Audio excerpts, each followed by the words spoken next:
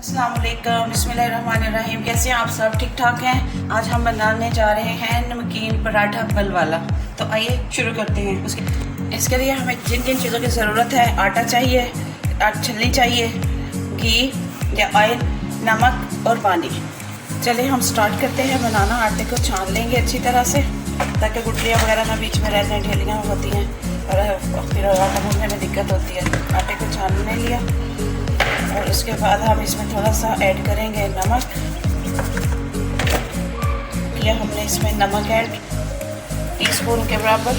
थोड़ा सा हमने डाला ऑयल और अब हम इसको लेंगे गूंद। आटा हमने गूंदना स्टार्ट कर दिया है, अच्छे से गूंदेंगे। पानी को आप थोड़ा थोड़ा करके ऐड करते जाएंगे ताकि आटे को हम 5 से 6 मिनट अच्छी तरह से गूंदेंगे और बहुत मुलायम से आटा गूंदेंगे। जितना आटा हमारा ऑलमोस्ट रेडी हो चुका है, इसको हम जो है 15 से 20 मिनट रेस्ट पे छोड़ देंगे और 15 से 20 मिनट के बाद हम इसके पराठे बनाएंगे। तो बना रहे हैं पेड़े बना लें और पेड़े बना के थोड़ी देर के लिए हम इनको छोड़ देंगे। पेड़े हमने बना लिए थे और हमने इसको ऐसे करके थोड़ा बड़ा कर लिया। अब इसके अंदर लगाएंगे हम घी। हमारे पास देसी घी है और देसी घी ही से ही हम पराठा बनाएंगे। ये हमने इसको बनाना शुरू कर दिया, पराठे के लिए तैयार करना है ताकि हमारा बहुत सॉफ्ट सा नरम सा पराठा बने। फ्लेम को करेंगे हम ऑन और रखेंगे ऊपर पैन। ये हमारा पैन जो प्री हीट हो गया था, तो अपना पराठा कर लेंगे रेडी।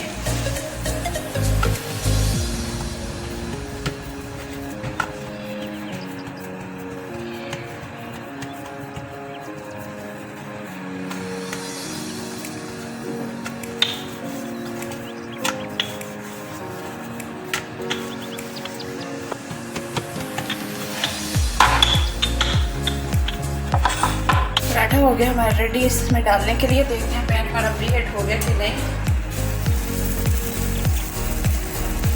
पैन हमारा अच्छे से प्री हीट हो चुका था और हमने इसमें पराठा दिया है डाल।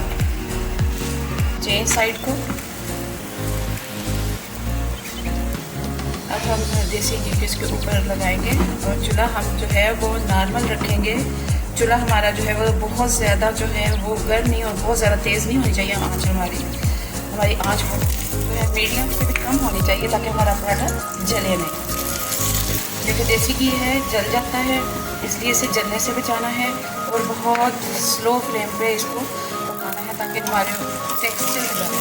हमारा बिल्कुल हो गया है रेडी। देखिए कितना सॉफ्ट, कितना क्रिस्पी और कितनी इसमें ज़बरदस्त लुक आई है और बहुत मज़े का लग रहा है।